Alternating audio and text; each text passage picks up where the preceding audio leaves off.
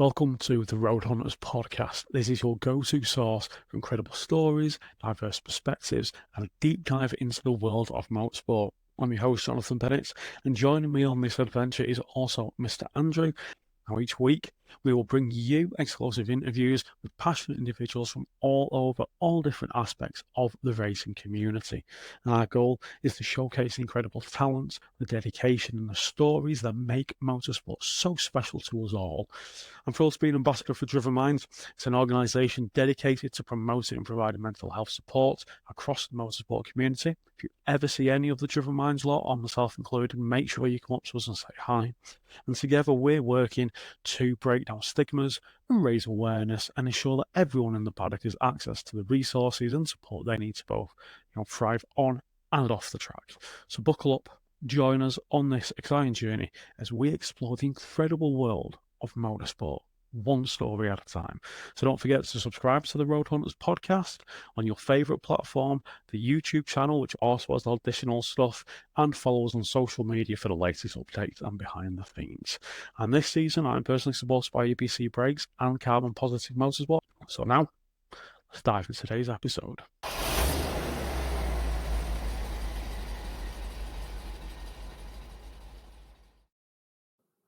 And we're back for another week, and this time you've only got me, actually, for people who are watching. There is no Mr. Andrew.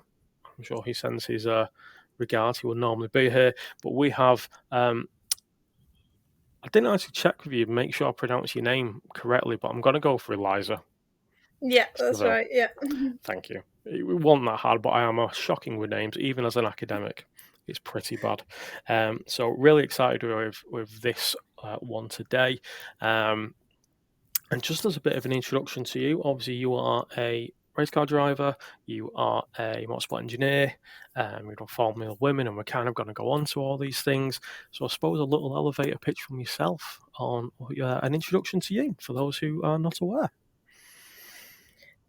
So I'm Eliza Seville, formerly, first and foremost, a motorsport mechanic. Done that since I left school, and then more recently started racing as well. So this year I'm racing in the MG Cup with my sponsors, Pagola Drinks, Fibre Marketing, and Foxes Group. And then I also do have a business as well called the Women's Workwear, which is providing workwear for women in the kind of mechanical and industrial sectors. Awesome, that's really cool. We'll link on links as well below this for that. I didn't know, like, see, I thought I did quite well in my research, but it wasn't. I didn't pick it all up. So yeah, and you. So recently, you're saying you've started working as well for Red Bull, which is really awesome. So congratulations on that, on that move. And I think we should talk a little bit about that and that development through. But we're going to start with the icebreaker questions. Now, I used to call these quick fire questions, and Andrew told me to stop calling them that because they're not. So the icebreaker questions now. So the first one, what's one of your favourite cars of all time? Favourite cars? Definitely the Ford GT. Excellent choice. Yeah, GT40, just because of the history behind it. I love the movie as well, that kind of follows the story of them going to beat Ferrari. And I think that was one of the kind of stories when I first got into motorsport that intrigued me, and I think it's a very good looking car as well. So. Stunning car, especially in that livery, like the classic livery with it as well. It's beautiful, so beautiful. Is that a very, like, say, Le Mans-y kind of style to it? So, you've got your car. Where would you love to drive it? Spa. Good shout. Yeah, definitely. I'm hoping to go there next year in the MG. Fingers crossed. Oh, nice! That's cool. So it's so do they do like one event abroad, kind of thing? Yeah, there's a historic series that it's eligible for that race. So nice. There is one I could enter over there, and that would be amazing. But obviously quite expensive to race over there. So. It is, but it's that bucket list kind of things, isn't it? That sometimes you've got to just take that plunge a little bit into it. That's cool. Yeah, definitely. And then also Le Mans, of course. obviously. If you could choose any celebrity to be your co-driver, who would it be and why? Oh, celebrity. Like just kind of any famous And person it could be, a or celebrity a to us in the driver. car world, or it could be a, household celebrity name, film star, music, whatever you fancy. Hey driver, that's going to be interesting actually. I feel like it would be fun to have a comedian. I don't Definitely. know. Especially if it's like stressful and things are going wrong. Or maybe Yeah. that'd make you want to punch them and sling them out the car though. I just feel like that'd be quite funny, but then I can't think off the top of my head a comedian right now. Trying to think of some of my favourites. I really like. She's actually called Eliza, but it's spelt with an I. I can't remember her surname, but she's a good laugh. She's got a few Netflix specials. I I'll think she have a would be look quite at fun that to because banter. we quite like to watch most of them that we can. So I'll have a look Yeah. for them. Excellent. So if you could compete in any motorsport event of the past, which one would it be and why? Le Mans. I can see where this Definitely. theme is going. Yeah, Yeah. excellent. Any particular kind of era? For GT40 era. Sound. That'll do. That'll do. Yeah. Okay, last one. If you could create your own dream motorsport event, what would it be? What would it be called? And what would make it unique? Oh wow, that's really Yes. cool. Um, wow, that's like you got to think of something that's not already been done. Oh my goodness, I don't even know. Maybe I can't say Le Mans again, can I? I suppose it could be Le Mans inspired. You could have like the UK Le Mans, which could be Maybe like, something that like, uh, you know when people do like triathlons and something, it's like three different kind oh of. yes, You could do like circuit racing and then go on to like ice driving or rally or oh, something, that would a be rally stage, epic. Be like, and then yeah, and then I yeah, don't know, do a drag race afterwards. that'd be awesome. That because do, well, do you do get it, like don't all you? It's three. like race champions. You kind of bring Mm. in those different ones over. But if you had, that, you know what, that'd be epic. Yeah, that would be good. And then you get because I mean I've done a like well I've been to one rally day, and I do like and I've done ice driving as well, which is Oh, just so much fun. yeah, that's a bucket Um, list for me. That, to be I fair. think doing it all together would be really like really Definitely, cool. definitely, that would be really cool. I think, yeah, as well. In if you had like, the different cars, you could really compete different skills, and I think you'd see the strengths, and then overall, that'd be cool. I Mm. like that. I like that. That's a cool answer. I'm down for that. Right, excellent. And then the final one is, although it's obviously PG-13, but what's the most embarrassing thing that's happened to you at a motorsport event that you've laughed at and has been, not horrific and traumaed, but as a Um, funny? Uh, Probably like my first race. So my first race weekend last year, which was like my first race as well. In cars. It was a Mazda Super Cup, and it was at Croft. I'd never driven the car before, so I had no idea what to expect really. And then went out on, and it was wet as well. Yuck. Went out on new tires, and they were obviously cold, and yeah, span on the first corner. So that was It's got to happen. it, the first practice. I was like, oh gosh, because at that stage you're just thinking everyone's thinking, oh what a twat.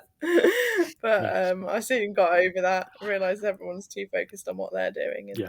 Exactly. I just got on with Exactly. what I was I think that's actually a really good point, though, isn't it? Like, we have those kind of doubts and self things that we put on ourselves. Oh no, everybody's going to be looking at us now. Why have I gone and done that?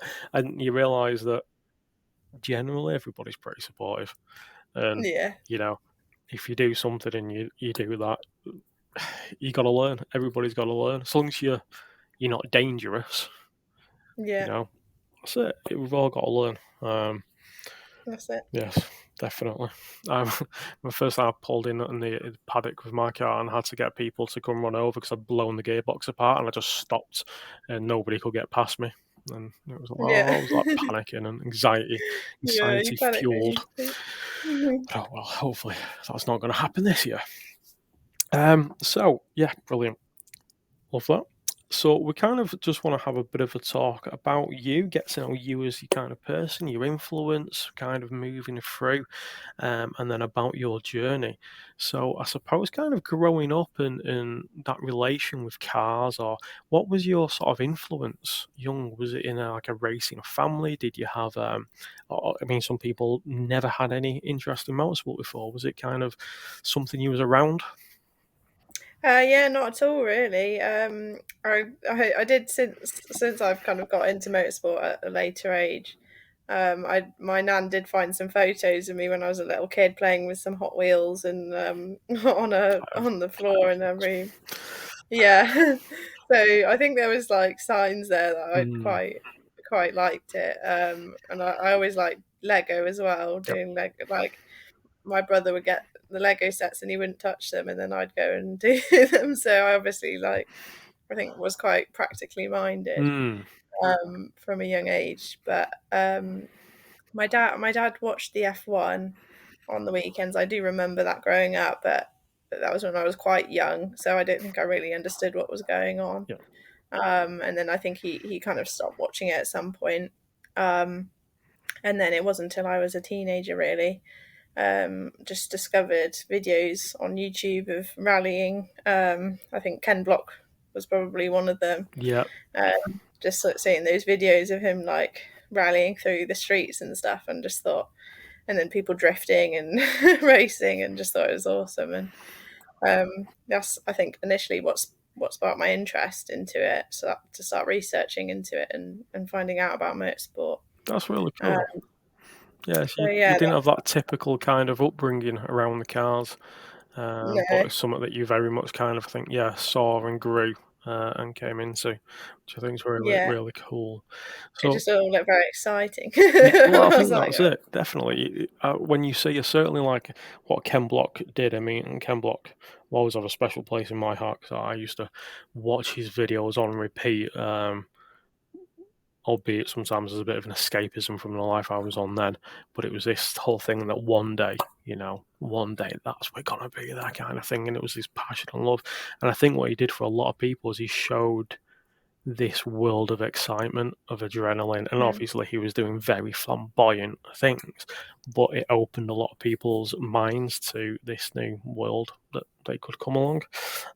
So I yeah, think that's really, really cool. I think that's really cool as well, being a young girl, I feel, and growing up with that, and obviously there's a certain stereotype um, that I think, and then you've seen that, you've come to understand that passion that you had. So, yeah. what kind of age was that then, as you were growing up and getting that love for motorsport? It was just kind of the end of my secondary school years, I think. So like 15, Okay. 16, just as I was going into A levels. And then, yeah, and then kind of it come to the first end of my first year of A levels, and I was kind of deciding what I wanted to do in my life. And I had a really good tutor actually, and she encouraged me to like look into what I was passionate about. Mm, Because I'd not really considered going into motorsport as a career at that point. So yeah, I started looking like researching with her what you could do, and found Motorsport College, the National College for Motorsport at Silverstone. Um, so yeah, I went to the open day there, and then in the meantime, my uncle had a road car garage, so I went and helped out there to see if cool. I kind of enjoyed working on the Yeah. cars to make sure it was the right decision to kind of focus on that. And yeah, I really enjoyed that, so I was like, well, why not? I Yeah, think. definitely. And that's really cool that you've kind of got to that age where you are having to make those life decisions, and it's something I often say to students, be teaching university students, is you've literally had to put your hand up all your life to go to the toilet and do all these things, and then we're literally asking you to think for yourselves and all this crazy stuff. Mm, And how do you know what you want to do for the rest of your life, yeah, effectively? So I think that's cool that you was able to get that opportunity. Um, yeah, so yeah, yeah. the motorsport National Motorsport College, and that's like I say, it's the one at Silverstone, so it's in that industrial park, isn't it, next to Silverstone. It looks to have very good facilities. So what was it like there in terms of going in and doing this, I suppose, vocational course with them? Yeah, it was really good. Yeah, they had great facilities, lots of cars to practice on, all the tools that you could need, and some good lecturers as well. So yeah, it was always a fun place to be. And yeah, learned a bit there, and yeah, I really enjoyed the course and everyone that was on it with me. I think that's key. Like I said, it was fun as well because you got to be engaged when you're doing it, and often, um, 'cause I think that college was around 2003 that I think it sort of started. And often you can get, I always think you get some of the old boys who have been in there and they sort of set in their ways, but in a sport like that, well, you're always developing and technology is always advancing, which is quite cool. How did you feel? Was you obviously with motorsport being fairly male dominant, were you like one of the only females in there, or was there a few, or what was that kind of like? So I think there was about 30 in the class, and there was four girls, including me. So yeah, still very kind of heavily male dominated, but I say it was actually probably the most girls that I've ever Yeah. been with since actually working in motorsport. So there was more girls at college than I've ever worked with in a team Mm. or anything. So No, that's cool. And yeah. did you find there was any kind of obstacles or anything when you were kind of coming through college and that? Was there any expectations that you wouldn't, perform as well as other people, or was there anything like that, or was it quite a smooth sailing sort of, treated fairly across there? Would you say? Yeah, no, it was completely treated fairly. I think I had my own reservations of Hmm. thinking like, because I think I compared myself to the other guys who maybe have, grown up around cars and been doing it since they were little. Yeah.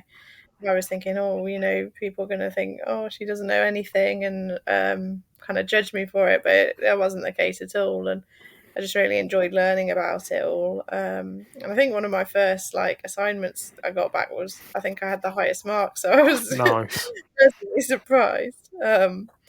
So yeah, it was absolutely fine in the end. Well, that's good to hear because I think we can, like I say, we can put um, our own, I suppose, insecurities at time and think that the worst can possibly happen. So, hearing that is really good. And I think other young girls who kind of hear that know that they can go to places like that and they can, they're not going to have the barriers and they can really, perform and learn and go really well. So that's really cool. Um, so when did you graduate from there? Or what, I suppose, actually, before we get to that, what kind of things did you go through actually in the course? Was it quite a varied, broad, or was the courses quite specific into certain areas of motorsport mechanicing? Yeah, I'd say it was very specific to motorsport. So they kind of went through. It's quite good, I think, the way we learn it. They went through kind of each system of the car initially, from what I remember. It's quite a while ago now, but I think we learned about each system of the car first, and then kind of went up into like setup and all those kind of things as well. And Okay, then nice. what it takes to run a car trackside, and so it was all very tailored towards being a motorsport mechanic, not just a road car mechanic. It yeah, very much gears you up to go racing trackside. Yeah, cool. Yeah, and I suppose with its location as well and facilities you're going to get lots of experience in kind of doing that. So that's really good. So then graduating on, so when did you kind of graduate from there then? Have you been a few years out So I now? finished it. I went straight into an apprenticeship actually Oh, after okay. the first year. So yeah, I finished there in 2017, and then started my apprenticeship straight away. Okay, cool. Who was that with? Was that with the Aston Martin team? Yeah, TF Sport. Excellent. So I mean, you'd have been quite young there. What, you'd be at 18 or so, probably, by Yeah, about yeah, that. 18. So yeah, moved out at 18 down to Crawley near Gatwick, Yep. because they were based down that way. So yeah, moved out at 18, and it was all a big I change. was going to say that must have been an insane change of life because obviously it's a privateer-run team into TF Sport, but Mm. um, is it? European Le Mans? Yeah, I did European Le Mans series with them and Blank Pan as it was back then. I think it's GT World Challenge now. Yes. Yeah. Yeah. Wow. So that would have been really some travelling as well. Um, Yeah. what was that as a young person like? Obviously, a It was, whole world of yeah. difference. I remember when I was applying to the apprenticeship, actually, having a look on their calendar to see what events they had coming up, and the first one was like a test in Portugal. And I was thinking, this is insane. Like, if I get this apprenticeship, I could be going to Portugal. And I just thought like that was absolutely crazy back then that I could be going abroad for work. Um, yeah, and then yeah, looking at all the European Le Mans series dates and stuff, and thinking, wow, like I could be going to all these places. So back then, yeah, I remember being really excited about it, and then yeah, obviously I'd got the apprenticeship, and I did go to that test in Portugal. Excellent. That's awesome. And yeah, and I just loved every minute of it, going away and running the cars, and yeah, we also did the Gulf 12 hour at the end of the year with Abu Dhabi, Very cool. at Yeah. Abu Dhabi, and that was really cool as well. I like the climate out there. It's a little bit different to Definitely here. like going, yeah, I like going to the warmer countries for sure. Um, So what yeah. was that apprenticeship like then? Was it, when you kind of got in, obviously in different industries, apprenticeships can be anything from just being going getting bruised to actually being kind of on board and doing things. And obviously a lot of it depends on the company as well. So what was the apprenticeship like then? When you were doing that, were you kind of thrown in at the deep end? Were you expected, obviously you would have been teaching and being taught an awful lot. But how was that as like you say, a young person traveling the world? What was that apprenticeship like? It was really good actually because I thought that maybe I wouldn't be allowed to do too much, Mm. but they really kind of trusted me and let me get very involved with the cars. So at the workshop, I was doing a lot of the stripping and rebuilding of Oh, stuff, nice. obviously being overseen, and then when we went away, when we did testing, I was involved in the pit stops, and doing the wheel hanging. So yeah, it was really great experience, and definitely learned like so much doing that Yeah. because they did just let me get on with it and let me get involved and in every part of the process. Yeah, I think being hands-on as well, you learn so quickly. And then, like I say, if you're part of the pit team, there's quite a pressure as well in that kind of environment where seconds can mean an awful lot. Um, did you did you ever find that the pressure was a lot in what you was doing or being asked to do?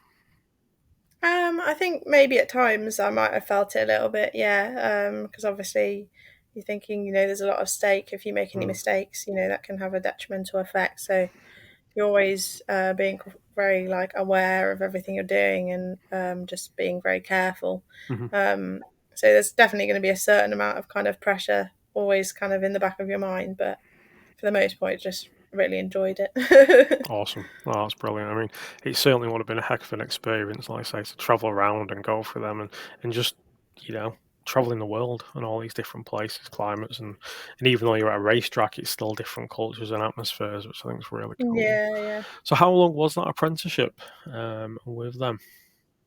Only a year Only a actually. year. Yeah. So you got seas for them, and then did you stay with that team, or did you sort of progress on afterwards? I moved away afterwards and actually became self-employed. So Not yeah, so I afraid of could a work for challenge, are you? I like that. yeah, definitely not. Yeah, so I yeah, became self-employed so that I could just work for a few like various different Hmm. teams. I was able to take on more work that way. Although one of the teams I worked for, Scott Sport, they had an awful lot of work all the time. So a lot of time, I did spend most of my time over that. That was about 3 years. That yeah, I spent most of my time with them really, but was able to do a few other bits and pieces here Oh, and there very in cool. between.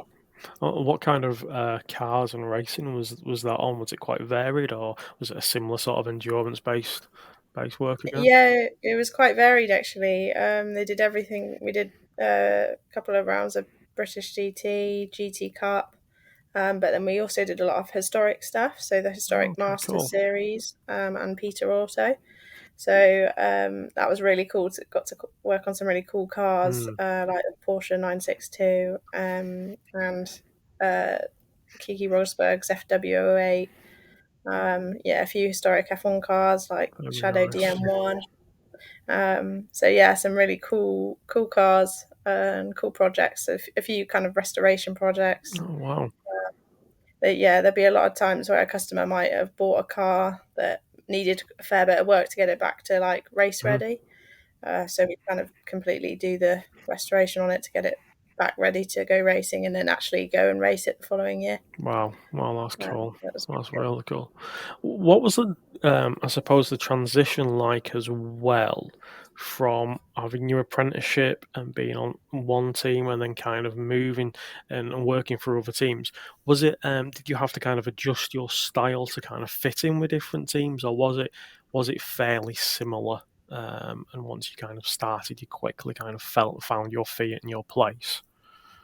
Yeah, I'd say it was fairly similar. I think I'm quite lucky, to be honest, that I found all really good teams to work for, with good guys, and yeah, just got on with everyone very well. Because I know it's not been the same for everybody. Hmm. Like sometimes you'll get a team where it's not quite run the best way. But I've been very lucky with who I've worked with, and always enjoyed the kind of atmosphere, and yeah, the teams that I've worked for have been really good. Yeah, I mean, you've certainly taken it upon yourself as well to push yourself. Like say, you've applied for the teams that are traveling.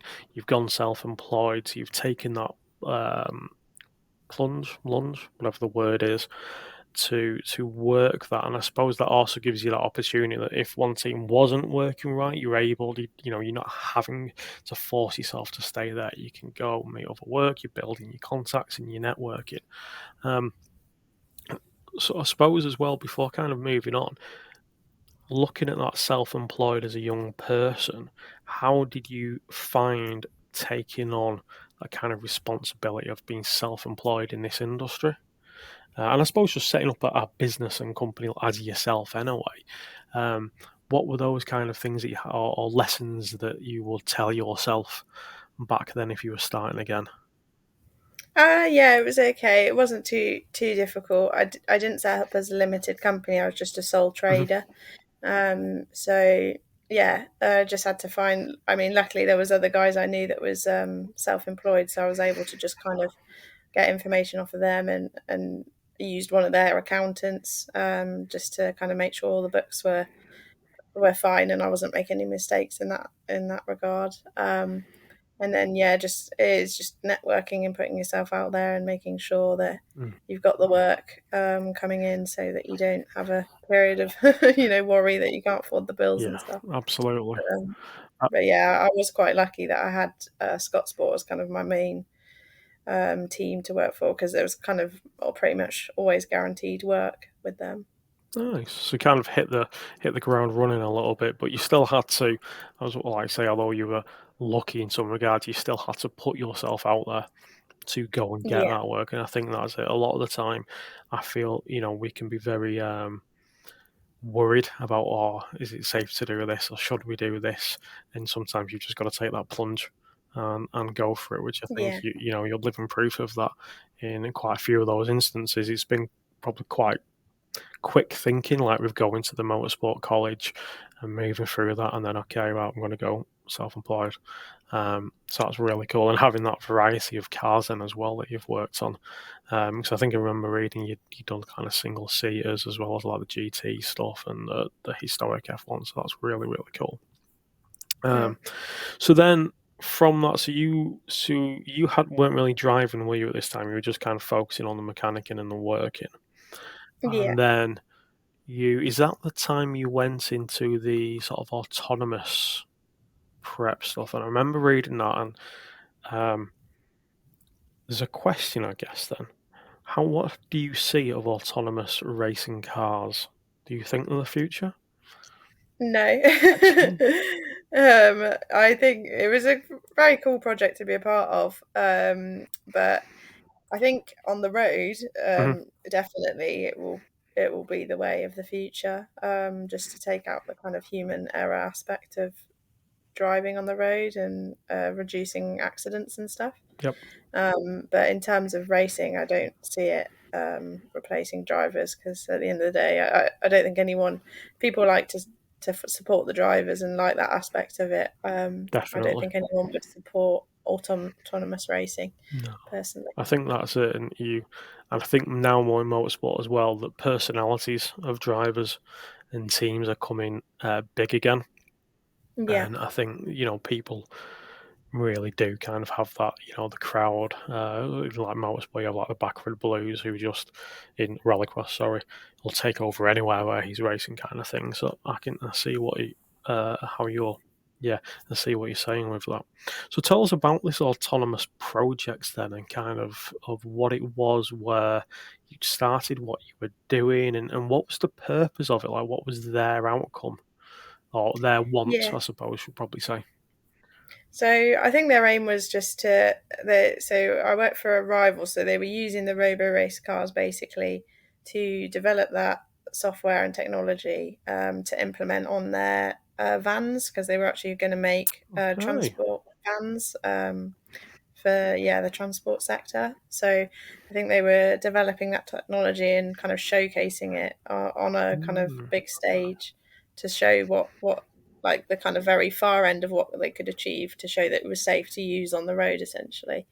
But we also did the Lucas versus AI challenge, which was getting Lucas to Grassi to essentially set a lap time, and then we would try and go faster than it Mm. with the AI software and with the cars. So That's really cool.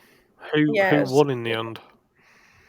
um, so I think I'm not really supposed to say Oh, this. fair enough then. I think we went a little bit faster, like a tenth, but That's yeah, impressive though. it wasn't under official circumstances. No, So that's not. But even that though, yeah, it's impressive that the yeah, skills of the racing driver, because in theory the AI can, and we do a little bit at the uni in some of the projects, and I'm lucky enough to have supervisors in the Sidel projects where there's a lot of AI. Obviously, it's based on the construction industry, but the speed of its calculation and thinking is insane when mm, it's done, and we're looking at big data elements. So to actually have a driver be so fast, I think that shows as well what the drivers are capable of. Um, yeah, yeah, that's cool. That's very cool. I like that, and obviously he's a top end driver. So yeah. what made you kind of go towards that? Because I assume you had to apply for the position. What was the thinking? No, I didn't apply actually. Oh, I was headhunted. oh, we always love a bit of headhunting. Yeah, it was someone that I knew previously worked there, and essentially kind of called me up and asked if I'd be interested. And this was just after COVID, so I'd had a bit of gap from kind of working Mm, actually in motorsport, because there was no racing going on, and I was self-employed. yes, but yeah, Um, Things had started to kind of get going again, so I had a little bit of work coming in, but it was still fairly quiet. So I started doing 2 days a week there, just to kind of keep getting some more work in. And then they ended up offering me a full-time job a couple of months later, um, because I wasn't ready to commit initially. And I mean, they offered me a really, really great position, and then also to be able to fantastic. drive the cars as well. So I couldn't really say no. No, no, absolutely not. No, I think that's it. If you're certainly getting, like, say, some seat time as well, Mm, um, and also, working on different elements, it's all knowledge and things to bring in. Um, yeah. so is that then where you started to kind of, be in a bit of the driving seat a little bit and kind of find, because I suppose up until then you'd never really done much, had you? Well, Yeah, not driving. at all. I'd always wanted to, but it was just kind of the financial Yeah. barrier, really.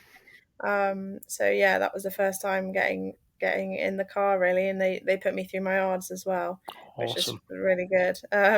So yeah, and was just great opportunity to be able to test drive the cars and kind of get a bit more understanding of what it's like to drive on track, and also because I used to kind of warm up the cars, but then also pilot them when they were driving autonomously. So kind of getting to experience. Not sure I'd like that. I mean, I could take over if it went wrong. All I'd have to do is like press the brake or the throttle, and it would kick out of autonomous mode. So I felt fairly safe that I could control it if it was going to do something That's a bit cool. odd.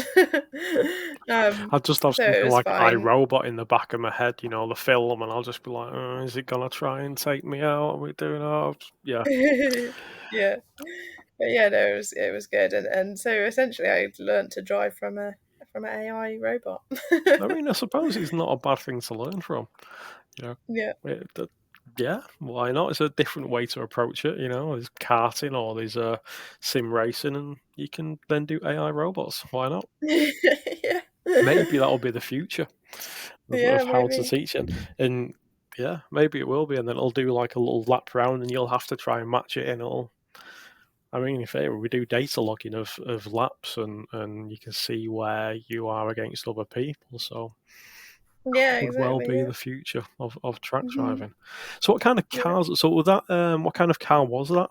That So it was a Janetta LMP3 chassis, I okay, believe, and then obviously engine replaced with just a battery, yeah, and then it had a Hewland gearbox, which was just one ratio, of course, and then obviously motors and inverters instead, and all the suspension was still kind of standard, mhm, apart from the bodywork was all designed by Arrival.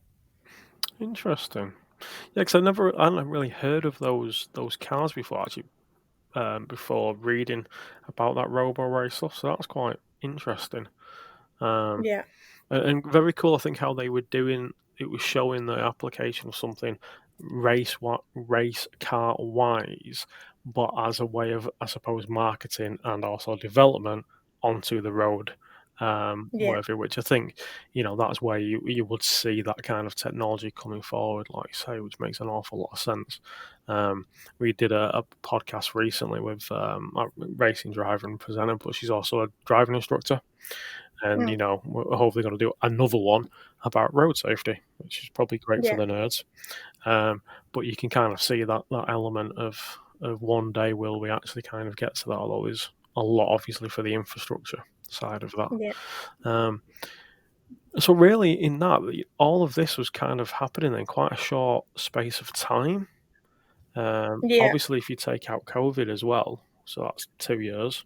Um, and 2017, 2018, he graduated. So you've done an awful lot in a really short space of time there. Yeah. That's Yeah, so I really was, impressive. yeah, my apprenticeship was 1 year, and then I was self-employed for about 3 years, and then I think it was almost 3 years at Arrival as well. Wow. Okay. Yeah. So an awful lot kind of going through, and obviously, you know, dealing with the COVID. And how did you deal with that as a self-employed person as well? And kind of because obviously your mouth was shut, was for the most part shut down, but then you obviously had the higher level stuff still going here and there. How did you know, was you able to get work through that? Did you have to find other ways to kind of survive, or Yeah, so yeah, there was definitely a short period where I'd had absolutely no work in motorsport. Luckily, I'm kind of quite good at saving, so I'd had some savings to kind of tie me through a little bit. okay, good. But I did also work. I managed to get a job in the warehouse at Hermes, That must have been a bit different. doing, yeah, just like loading up the trucks Mhm. basically, with all the parcels, and that was a hard job. There's, yeah, lots of like bending down Mm. and picking up parcels and putting them on a conveyor belt basically. So it was pretty tedious. So I did that I for a couple was of weeks. gonna say, yeah, that must have been going from what you were doing, where there's so much Mm, going on, and you know it can be so different and unique on each situation, and then you go into something like that. I mean, you know, how did that affect you mentally? I guess as well. I mean, I've done a similar kind of job with, you know, the little when you get plastic cards and letters I was doing Yeah. that for a while, and I hated it every minute of every day. Yeah. So how did you kind of deal with that? Like, was you okay mentally? Did you find any change, or was it just frustration because you wanted to be back out on the track? Yeah, it was a bit frustrating. I think I found it interesting for the first couple of days, like finding out how it all works and stuff, like in a parcel depot. But by the end, I'd kind of got sick of it. I do not And blame you at all for that. yeah, I stuck it out for as long as I could, and then even though I had no motorsport work, I did actually end up stopping. I think I got to a point where I maybe knew that I was going to restart work in motorsport in a couple of weeks. Starting to kick back up again, and And I had enough kind of saved that I could just tide over for those few weeks. So I just, yeah, I did quit in the end. yeah, I think as well, the like you having being self-employed and having those savings was probably is a very good, uh, well, idea plan because we can't always foresee what's going to happen. Hmm, And obviously, there's a lot of benefits, but to self-employed. But one of the downsides is if you're not working, you're not getting paid. exactly. So And I don't think anyone foresaw COVID. no, certainly not to the level that it impacted. Hmm, And I think the impact it had on people. I see it a lot in the university, and the difference in people is insane. mm, And even now, like we had some college students in, and they're even different again, but they're getting more social. Like it was a real, anyway, that's a whole yeah, topic, I guess, to go on. yeah, So obviously you come out of that, you done the robo race, which was really cool, and then if I'm correct, you also went into Formula Women, which I'd love to hear about and kind of hear the process of that. I know it's just happened this year because they were at Cadwell, I think.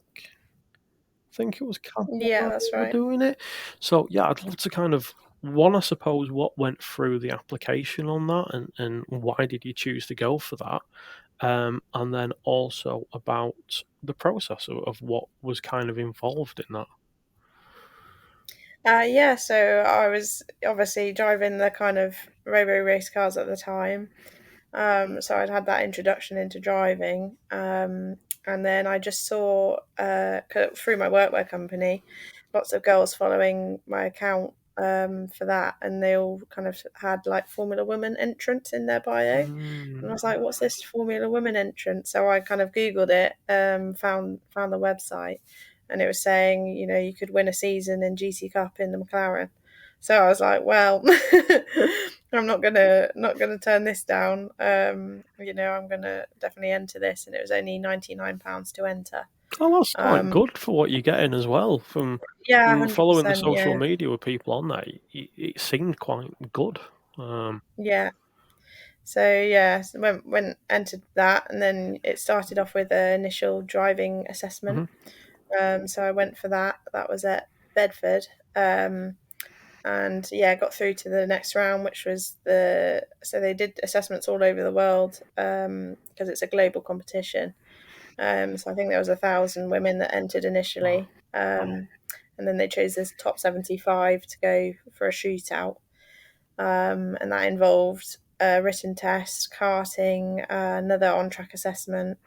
Um, what else was there? Like reaction tests and okay, things like yeah. that. A media test in front of the camera to make sure you can speak to a camera. Um, and yeah, managed to get to the top 15, I That's think it some was. going. Yeah. And then the top 15 did a shootout at, where were we? Croft, in the wet, in a Jaguar Project 8. And we only had one lap to set a time. And I managed to set the fastest time by over a Oh, second, which was that's pretty good good. I going. shocked myself, to be honest, because I'd only done, a little bit of the test driving in a Mm. couple of track days at this point, and a bit. I'd started karting as well once I entered the competition. Um, so I was pleasantly surprised about that. And then I went to the final, which was held in Sweden, which they did a nice driving kind of shootout. And Epic. unfortunately, I didn't make it to one of the winners that year. So they picked four winners and two reserves, and unfortunately, I wasn't one of those. So I was absolutely gutted to kind of think like, I almost thought I had it in the bag after the semi-final at Yeah, Croft. And so that was kind of a big come down from all of that, going to Sweden and everything. yeah, definitely. Um, Especially like you say, you've gone up, you've done really well in this, and you 1,000 women, and you've come through in your top 15. Um, I mean, an incredible achievement, a massive achievement just to get to get there. But yeah, what was that kind of come down from that? Did it give you more resolve to kind of do this again, or I'm gonna, keep improving, or was it a little bit more? Did you struggle with motivation after that? How did it kind of impact you? no, I think I was extremely sad for a couple of days, and then because I thought, I've just missed out on my dream Mm, opportunity here. But then, yeah, I've just picked myself back up and was like, right, I'm gonna do this no matter what, and just put everything into it. And I entered the following year, again, got to the top 10. And then they did a shootout again. This time it was held at Bedford, so it was on track. And then yeah, again, same thing where you had one lap to set a time, and managed to set actually the second fastest time. awesome. But there was two winners, so it was me and Alana Carter, um, who won the competition at the end of 2022. So Fantastic. yeah, that was I finally got what I wanted. That's awesome. And you said about how you started karting on after you'd entered it on the first one, which I think is good. Did you keep karting after that then to kind of keep on getting used to it? Yeah, I did, because at the end of the day, karting's kind of the most affordable Yes. practice you can get, other than sim time maybe. So No, the and cost of yeah, I was iRacing sometimes I wonder. I've quit it because yeah, I'm trying to do more karting at Team Sport, the local one near me, and I just yeah, never go on iRacing. I'm like, well, I could just go once or twice a month to Team Sport instead. Um, yeah. But yeah, yeah, I used to go practice at Wilton Mill, which was a great track, and also Daytona, Milton Keynes were like the local ones to me. that's And outside then track, isn't it? They, yeah, yeah. both outside. Yeah, I much prefer outdoor karting. Yeah, there's we have So, three sisters not too far from us, and I think there's one over East York, that Tockworth kind of way, which I think also there's a mm, ride and drive, and I'm hoping to. I haven't told Andrew yet, but he'll be expecting it to go and yeah, try out at some point as well, which is yeah. cool. Did you ever do indoor karting as well, or has it always been kind of? I've been a few times, like a handful of times. Yeah. And But what was yeah, your feeling on those two different types? I much prefer outdoor. Yeah. Indoor, I don't know why, I get really dizzy. I think it might be like all the fumes and stuff inside. So I went Um, with Andrew a couple of weeks ago, and it was great, and I loved it. But after I'd been going through some PTSD stuff as well, and I was a bit overworked, and I hadn't slept well for a few days. But the motion sickness I got after the first race was insane. Um, yeah, but there was also, I think, a stimulation issue for me, because yeah, it was inside as well. Um, yeah, Another reason I want to try some outdoor karting. I've just got to convince Andrew. Um, yeah, He'll be up for it if he watches this. yeah. It's coming. And you get faster carts outside as well. Yeah, that's never a bad thing, is it? My issue was I Yeah, kept on trying to slide it because it was fun, but really slow, and yeah, I'm not exactly light, so and those things don't have much power. So when I was sliding it and just bogging yeah, down, I was just losing seconds everywhere. And Andrew literally is half yeah, the weight of me, so that's all of my excuse was why he beat me. yeah.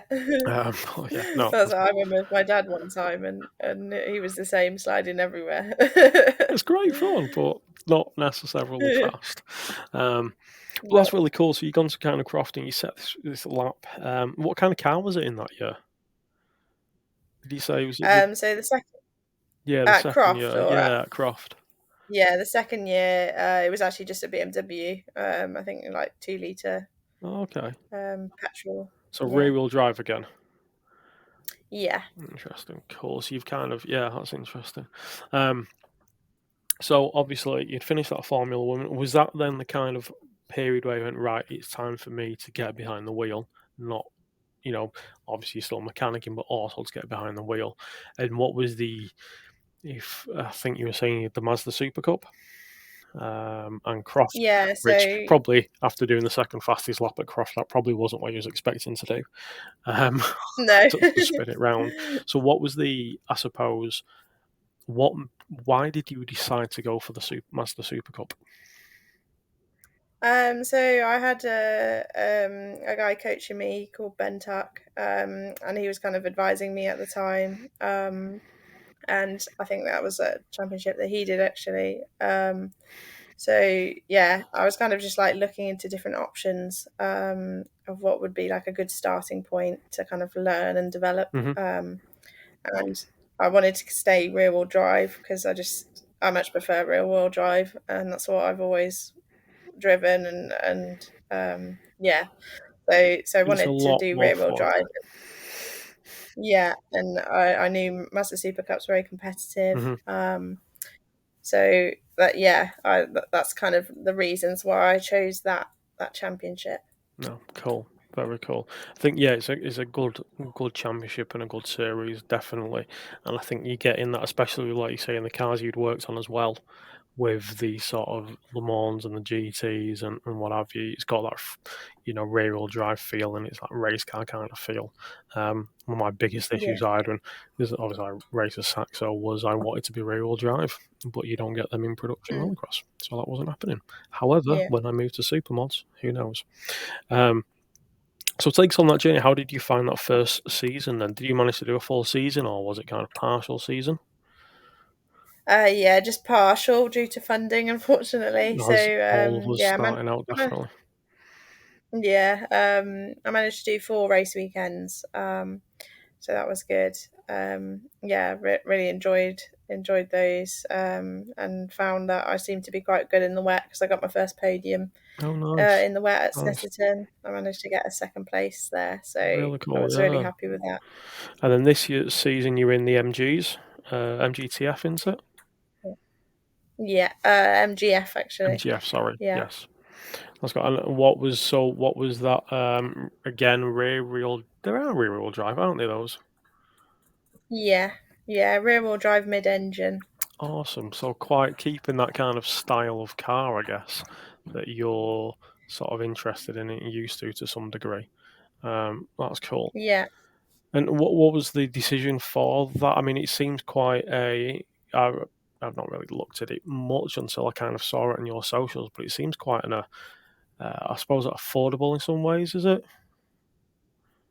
Yeah, definitely. Yeah, the reason for actually choosing that championship was I was very kindly given the MG Oh wow, awesome, by a friend of mine and colleague. He actually gave me my very first work experience years ago, a guy called Andy awesome. Jones. Um, so yeah, he gave me the car. It had been sat for 7 years, so it needed a lot of work to get Hmm. going again, but managed to get it ready in time.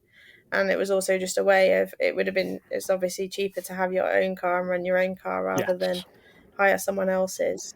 yeah, So that's why I kind of went that way. It was my only option really, but very grateful for it. no, awesome. No, that's cool, but it's also getting you that seat time as well, which is important, I think. Um, so Yeah, obviously definitely. you'd started driving, you were still a motorsport mechanic. How was you? So I'm assuming you were still doing, especially in the 2023, would it have been? Yeah, when you were doing the Super Cup, were you still mechanic on cars on track or part of track teams?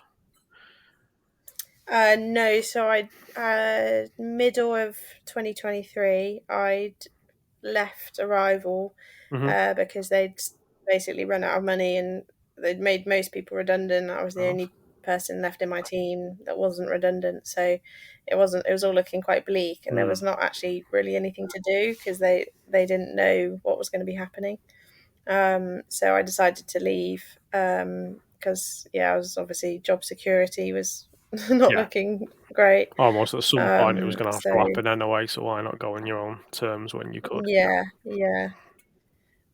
So I actually because they'd already started running out of money anyway, so they'd stopped the Robo Race project and trained me up on kind of data and electronics side of things. Okay. So I had that experience, yeah. Done that for about a year, and then applied to MSV, so I became the system support engineer for GB3 and GB4, and also Palmer Sport. Okay, nice. So what was that like? That because obviously you've gone from mechanicking, sort of a thing, to more that data engineering. What was that? One, I suppose, what was that transition like for you, and how did you find it as a difference? You're still working on the cars, but in a different capacity. Yeah, Like, so it was a really good experience because you're kind of learning, all the new systems that you've kind of not worked with previously. mm, Um, so yeah, it was obviously challenging in some circumstances, but uh, yeah, it was a really good experience, and developed my understanding of all of that, and learned all about kind of ECUs and mapping, and really enjoyed it actually, and kind of making sub looms and wiring, and wiring connectors and stuff like that. nice. Yeah. It's something I watch a lot of YouTube videos on because I'm a bit of a nerd and I like analytics and data. Um, Helps with my job. But yeah, I find that quite interesting. That's really cool how you made that transition then, and obviously now you're working with Red Bull. Um, what are you kind of, if you're allowed to talk about it, obviously, but what kind of are you doing there? Are you back to, are you keeping on that kind of data engineering and analysis side, or are you back to the more mechanicking side of things?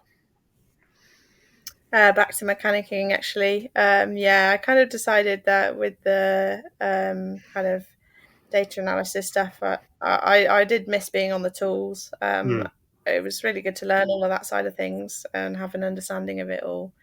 Um, and yeah, yeah, there was various things. There was a few reasons that I decided to leave MSV.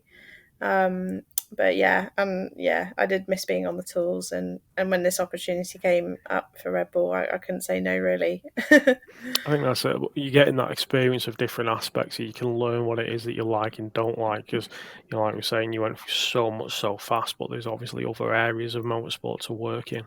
So that's really cool. How do you find? I mean, I suppose it's better with you're not working on the track side now, but I was going to say like balancing the racing in the engineering. Working without being on the track, is it more of a Monday to Friday kind of job? um, rather than having to work those weekends again now? Are you able to balance it a bit better so you can go racing? Yeah, it's definitely, I think, it was a good choice because yeah, it does give me more time on the weekends to focus on getting my car ready, and preparing for the race weekends. Yeah. So yeah, it's definitely been a good step in that direction. Because yeah, the current job is Monday to Friday. I might have to work some weekends Hmm. if they've got a lot of work, and Yeah, sometimes I have to do late shifts. yeah. I think that's But where uh, in a lot of places, that obviously comes. I know, I certainly do, and I think the more passionate you are about the job, the more you kind of do that to some degree because you're kind of willing a little bit. I suppose the last thing then, I kind of want to talk to you. Obviously, we've talked about your kind of journey, and obviously as a young woman kind of coming up, but and obviously you've got a couple of really good sponsors.